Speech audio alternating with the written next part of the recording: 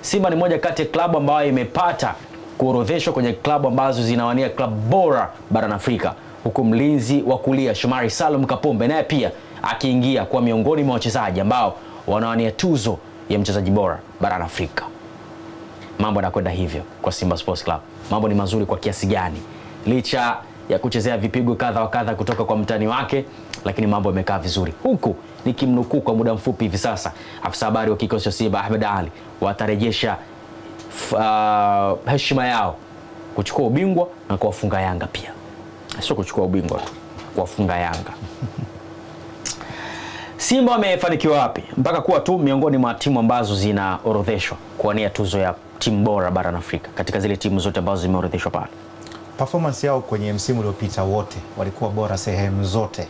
Unajua watu wengi wanaiona kama Simba imefeli sana last season kwa sababu ilikosa makombe, lakini ukienda kuangalia performance yao kwenye mchuano wa kimataifa, wamekuwa washindi wa pili kwa kwa kukosa kombe. Tena nadhani kwa tofauti ya mabao kiasi. Na nafikiri kama isingepatikana ile kadi nyekundu, kuna uwezekano labda wangeweza hata kufanya comeback dhidi ya Bekani. Kwa hiyo ilikuwa ni timu ambayo ilicheza mpaka mchezo wa mwisho wa mashindano ya kimataifa. Lakini pia kwenye michezo ya ndani hapa, mchezo wa mwisho kati yake pamoja na Simba na Yanga ndio ambao uliamua sasa nani anakuwa bingwa wa ligi kuu ya Tanzania. Kwa hiyo utaona kabisa kwamba mpaka siku ya mwisho ya ligi kuu bado Simba alikuwa anang'ang'ania ubingwa, lakini mpaka siku ya mwisho ya CAF Confederation Cup Simba alikuwa pia naye anapambania ubingwa.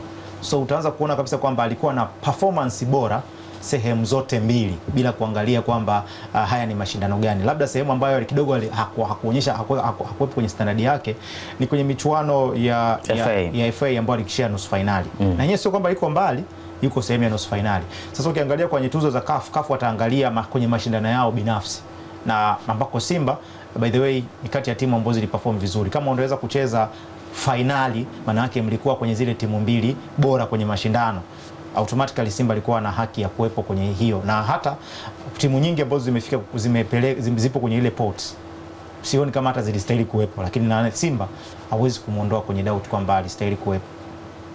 Dimbani